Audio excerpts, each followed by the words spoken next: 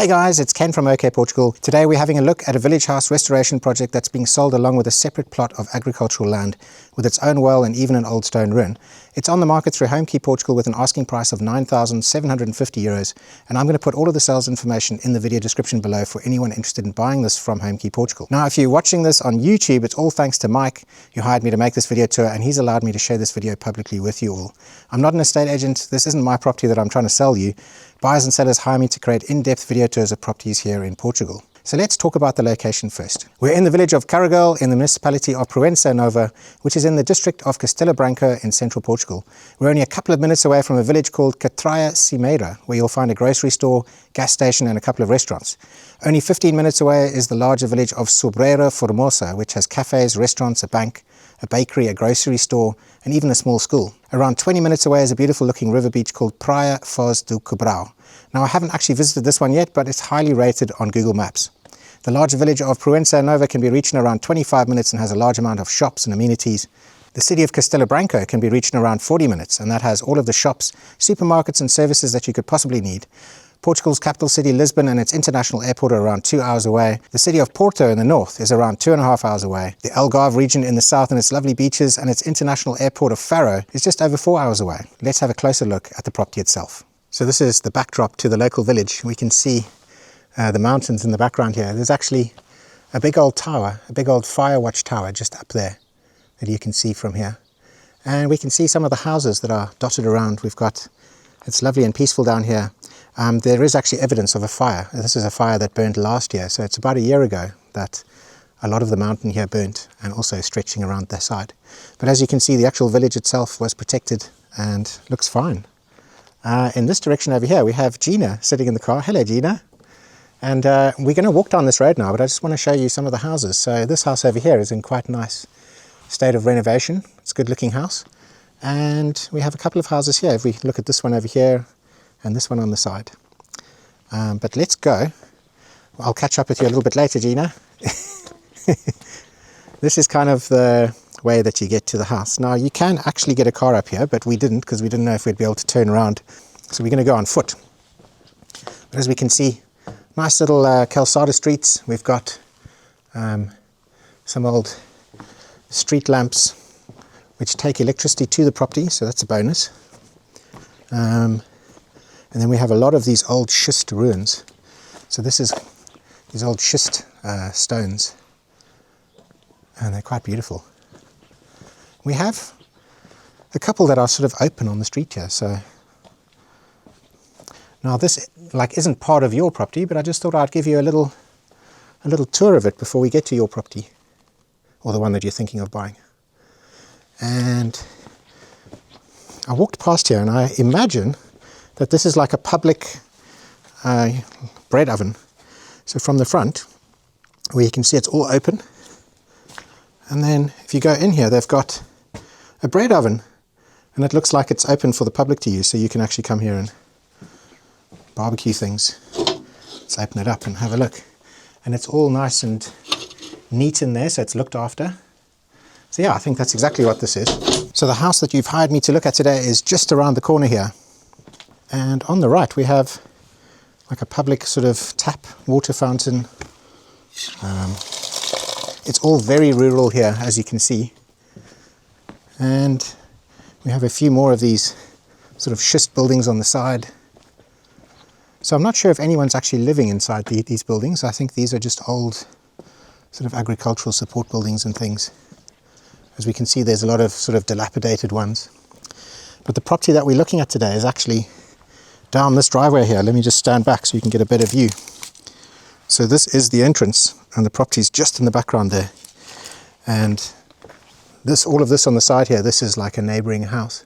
So before we go inside, this house is 40 square meters. It's got electricity and it's got water connected to the property. It doesn't have a septic tank. It doesn't actually have a bathroom or anything. It's very basic. And let's walk up the driveway. As we can see on the right here, this will be probably where the water meter is situated.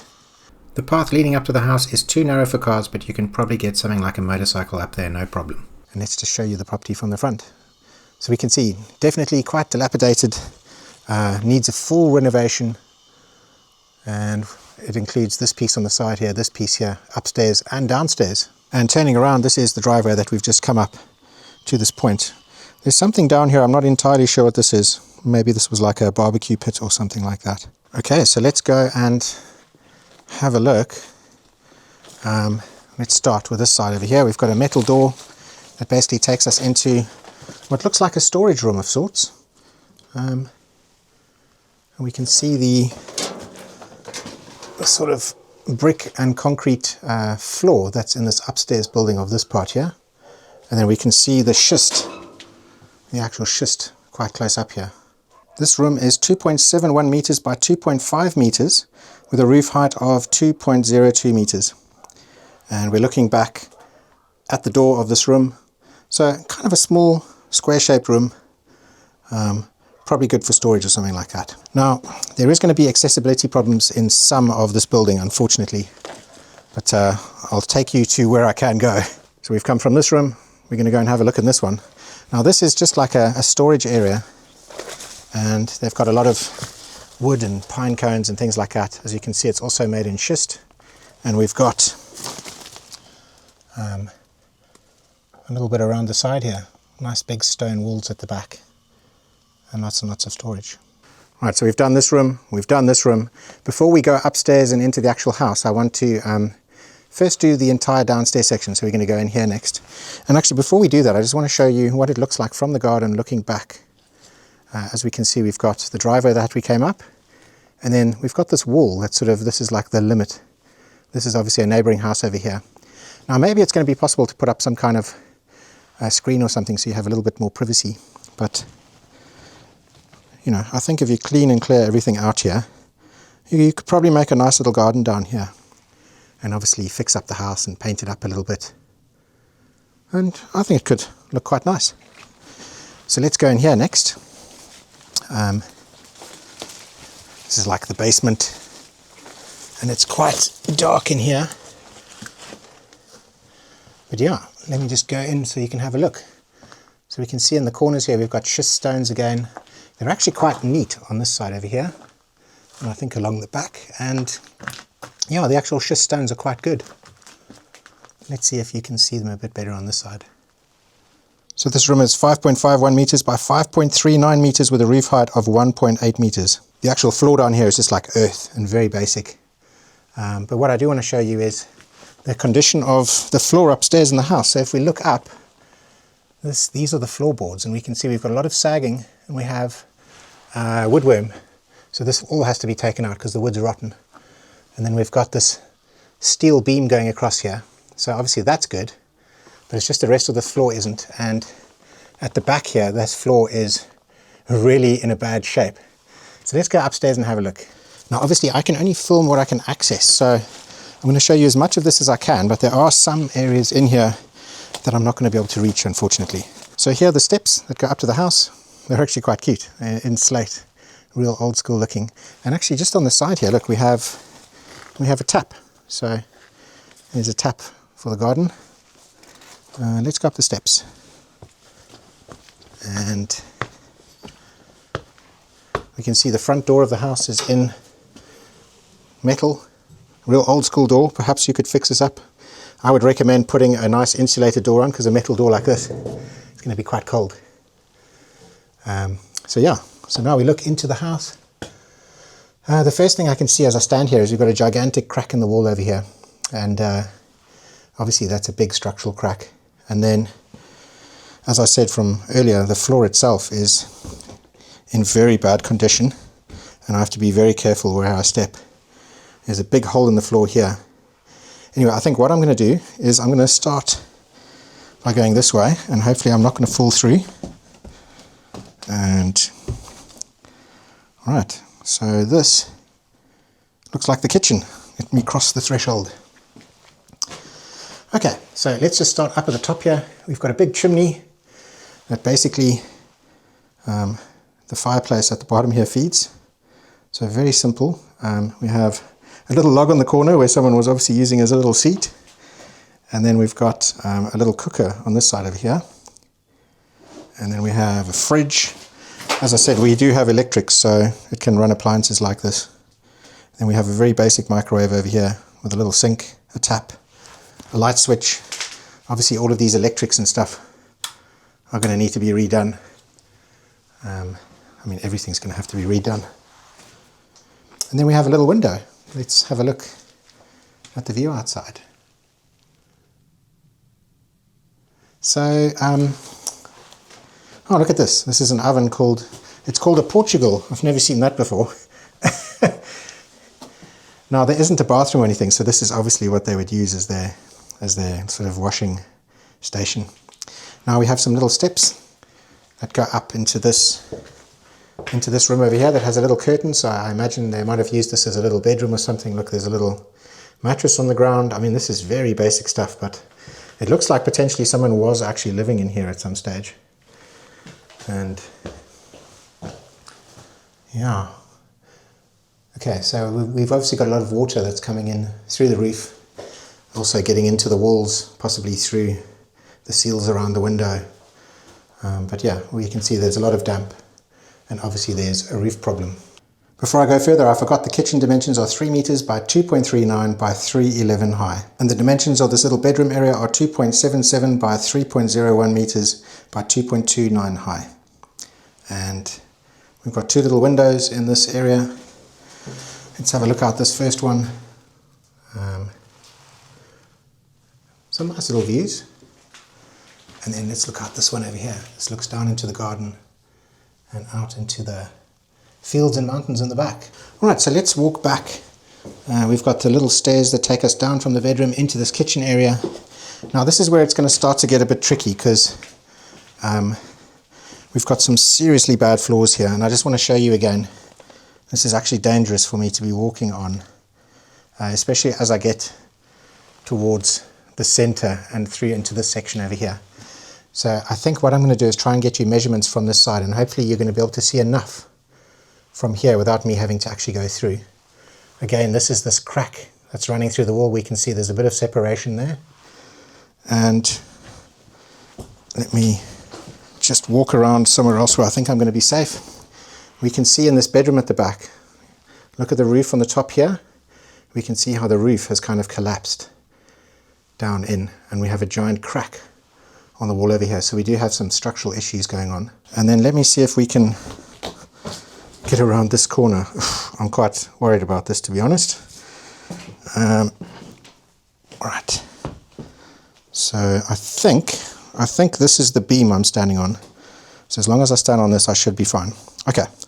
So this is this room here. We've got what looks like a bedroom through there. We can see the floor is covered in water and stuff. And if we look up above us here, we can see the ceiling. We can see it's all wet, and we can actually see light coming through from the roof upstairs. So there's obviously a big hole in the roof. All of the water's coming through. It's getting into the walls. There's cracks in the walls. And then if we look back in this way, we've got a nice big window that opens up looking out over the garden. And yeah. Unfortunately, I'm not going to stand on that. I can't show you inside this bedroom. But I might be able to walk a little bit more across here and give you more views of how that roof has collapsed. Just look in the background there, how this ceiling has collapsed in. And I can see quite a bit of light there, almost as if there's something missing from up there. We can see light upstairs. I don't know if you can see through there.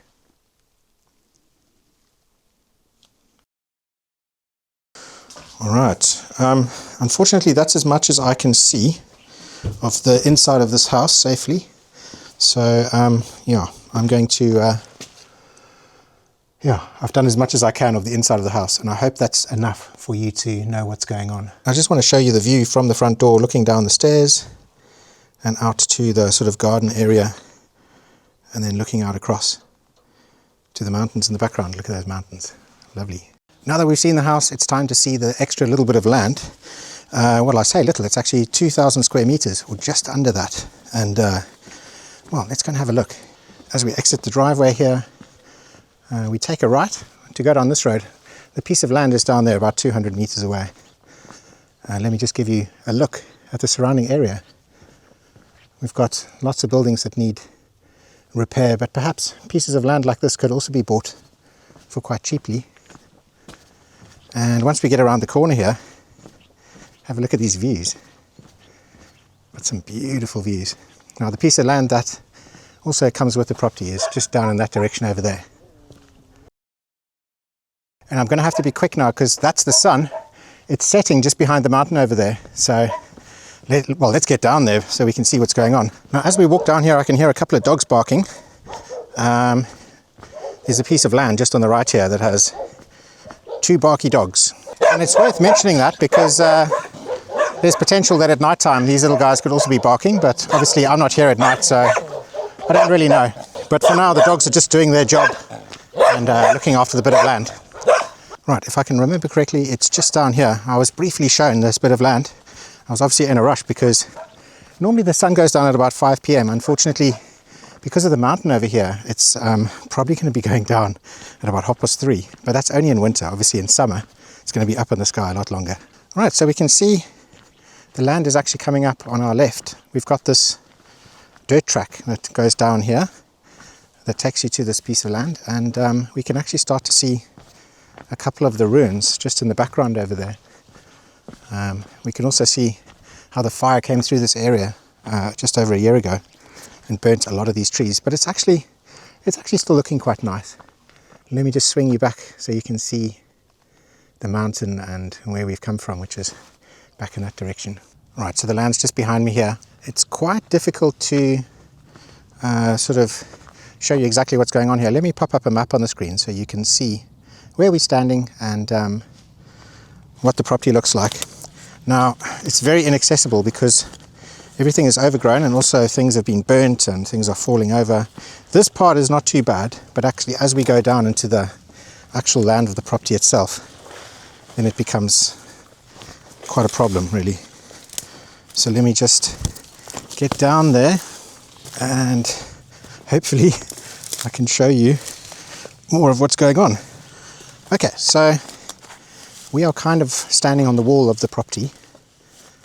There's like a bit of a wall here. We can see we've got an old stone well. It's like a schist well over there. And I can actually see the water level just in the bottom there. So the water is quite high up in the well. And then to the left of it, over here, we have a big concrete water tank. And this whole section over here, this is like a raised wall. This is the limit of the property. And I'll pop that map up again so you can see where we are. And we can see it goes sort of around in that shape and then up and then back. And on this side over here, we have some old buildings, some old ruins. Now, unfortunately, I can't get down from here because we've got this big drop. So I'm going to have to go back up to the road and I'm going to have to go back around. And again, this is quite overgrown. It's going to need a bit of work to bring it back up again. All of these old bits of tree and stuff have to be removed. All of these bushes are obviously going to be growing quite quickly. And all of that has to be sort of taken care of. But anyway, that's the path that's taken us back up to the road here. The road's actually in quite good nick. They have to have roads like this in order to service like the forested areas and stuff in case of fires, you know, so that fire trucks and stuff can get around. So you'll find that roads like this will get looked after. So we've walked down from about there down to here. We can see there's like a little entrance that takes us to the property. I'm not sure if this is actually on the land or not because the maps that I've been shown aren't that great, to be honest. So maybe that's something worth clarifying if you are interested in buying this land. But we can see that we can get down here. Something like a tractor or a 4x4 could get down here. And we can start to see some of the ruin. This is an old schist building with a bit of a roof, completely covered in brambles. So I'm not sure how much we're going to be able to see of that. But let me just show you a picture from the drone so you can see what that looks like down there. Now the buildings also extend sort of there, and then there's another one on this side. But before we go there, I just want to spin you around and just give you a look at the actual land itself. It's quite difficult to make out the borders from here because everything is kind of, you know, burnt and overgrown. But let me just pop up on a map again, show you roughly where we're standing and where the borders are. If we look out in this direction over here, we can sort of see the tree lines. And if we look back here, we can kind of see like a bit of a wall, and I believe this is like the wall of the property. And then it steps down. So from where these houses are, it steps down into a lot of thick brambles and thorns and ferns and things. And all of this 2,000 square meters all belongs to the property. Now let me get to the rest of these buildings here and try and get that before the sun goes down. We can see the very first one that we looked at on this side, and now we can see there's another one over here. I'm not sure if these were like animal buildings, animal shelters or something like that, but very rough basic stuff, all made in schist, with a little bit of tijolo bricks on the back there. The walls actually aren't too bad if you look at them, and maybe something interesting can be made out of these, but it would be a good idea to find out if they are registered, you know, if they're pre-1951 or registered or something like that, and then it gives you more options for rebuilding them and actually using them. And if we go in this direction, there is a lot of overgrowth, so please excuse me as I'm panting as I'm climbing through all of this, but it's quite steep. And yeah, look at this building. This one, I believe, is 2 floors. So we've got quite thick walls there, and let's look through here. It drops down a floor, and then if you look around the corner, there's actually a doorway that takes you onto that bottom terrace there, the one that's all overgrown with the brambles. And if we look up, we can see all the broken walls. It almost looks like an old castle or something like that. I'm not too sure exactly how much more of this I'm going to be able to show you. Let's see if I can get around the front. Now obviously I film as much as I possibly can on all pieces of land, but every now and then I come across a situation like this where there's limited access. So this is this doorway here that opens up onto this terrace section. All of this stuff here is brambles with thorns, so I don't really want to hop into that. If we look above it here, we've got the water tank just on the side, and we have the well just over there. So what I'm going to do is I'm going to fly the drone over that now, just so you can have a look at the well and at the tank, and you know, just get an idea of what those look like. And then we can see a little bit of the wall going on the background there, and then we can also see the main sort of areas of the 2,000 square meters of land and all of the growth on it, the flat areas and the terraces.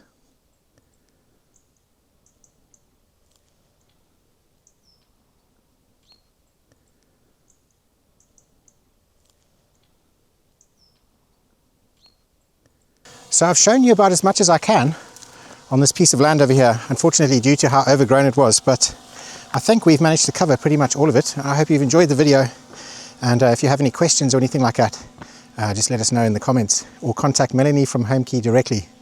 Anyway, thank you very much, and we'll see you again soon. All the best. Ciao.